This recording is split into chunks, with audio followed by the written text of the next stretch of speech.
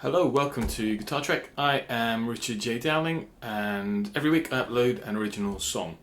This week it was, I think I'm going to call it Astro City, because the chorus leads me to wonder whether it should be called The Old Arcade, but The Old Arcade sounds a bit too sentimental for my taste, so I'm going to call it Astro City, because that sounds like the name of an old video game.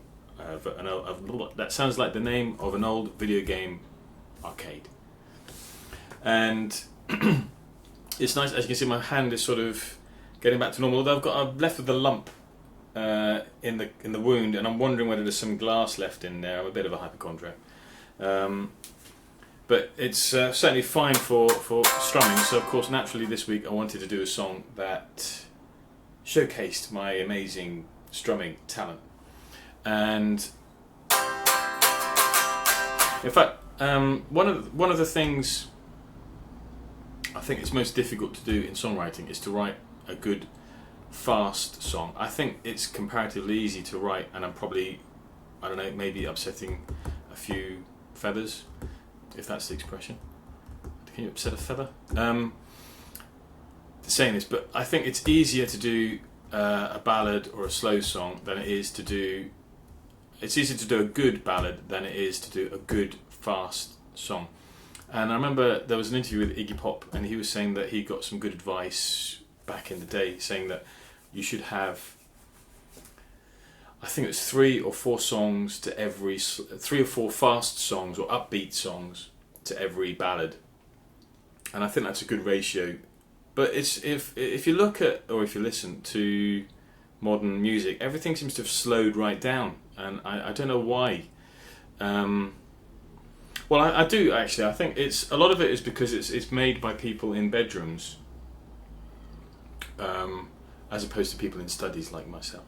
But the thing is, when I'm writing a song, I'm thinking about how it would be, live, performed with a band, with people hopefully not necessarily dancing, but maybe nodding their head, which is maybe what I would do. But if you're doing music in your bedroom or in your study at home, and you're divorced from people, this is not really. This is not about like electronic dance music, because I don't really know much about the genre. But I imagine that the people who are making it are also going to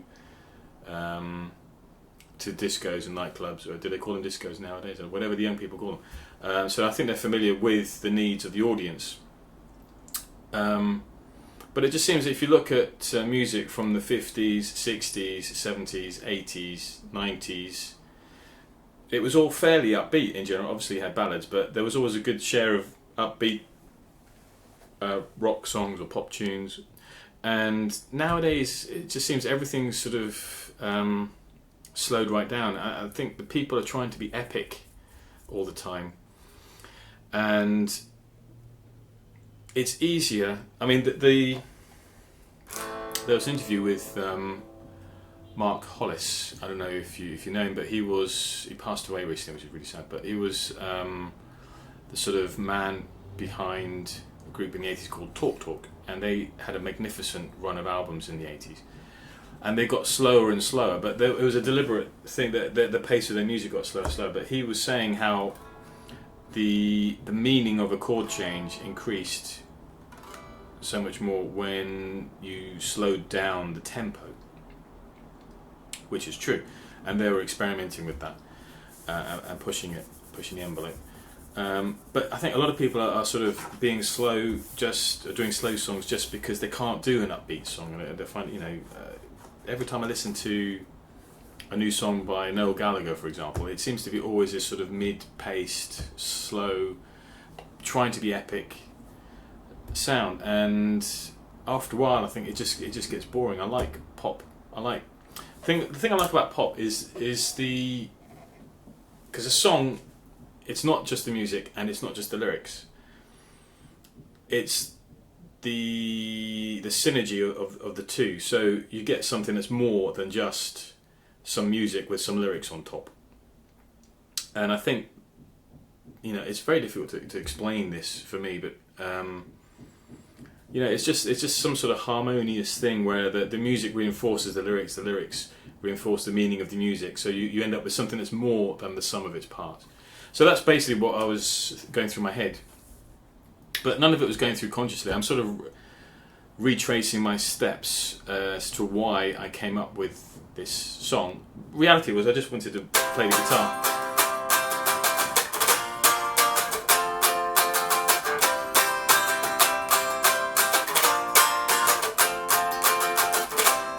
And there are a few things you can do on a guitar that are more, for me, that are more enjoyable than strumming. I mean, just good. I think that Ian McCulloch, as a rhythm guitarist, was a bit of an influence, and I think he, to a certain extent, was influenced by Lou Reed as well as a rhythm guitarist. And I think maybe people overlook rhythm guitarists because they're not showy, they're not calling attention to themselves in a way that a good lead guitarist does. But it's just really enjoyable to play. So the chord changes were very easy. It was just C, A. No, hold on. Is that C? Yeah, that's a C. That's definitely C major. Down to B flat or A sharp. Never sure which. And then that's an F.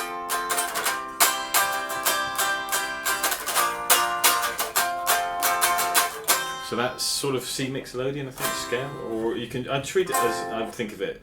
If I were thinking of it musically, I think it's basically I would treat it as an F major scale, but I'm just starting on a C.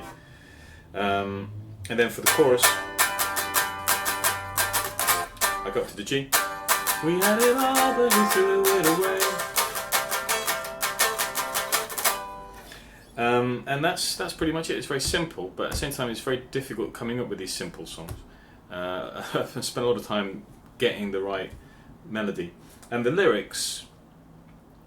One trick I use often for lyrics is that while I'm composing, or I'm basically just mumbling nonsense, but the sounds, the vowels, I sort of pay attention to the vowels that want to come out of my mouth because I'm not doing it intentionally, but.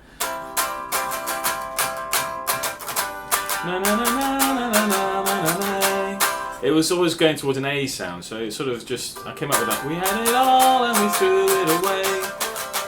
And that really drove the whole lyric of the song, that line, we had it all and we threw it away.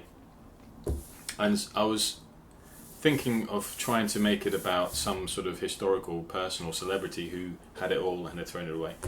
But I couldn't find one appropriate. And it just occurred to me, well, I don't know, it was video games. I thought, oh yeah, coins in the video games. It just rhymed, it just popped into my head. So then the whole thing became about the old nostalgia of playing in video games when I was playing on video games in arcades when I was a kid. The thing was, when I was a kid in the 80s, it wasn't only in the arcades where you could play video games, it sort of cropped up everywhere. So you go to the fish and chip shop, they had a video game there. I used to love going to Heathrow Airport. My parents would go occasionally pick up family at Heathrow Airport, and I used to love going there because they would always have like Galaxians or Pole Position or something, and it was just wonderful. It was a really nice time, and so yeah, it's just a nostalgic song. I'm not really a nostalgic person. I tend to not be thinking about the past or the future. Really, I tend not to think. It seems to be a thing of mine. So that's it. It's a song. And it's week 51, so next week is going to be week 52, and we'll see what happens. I'll see you then.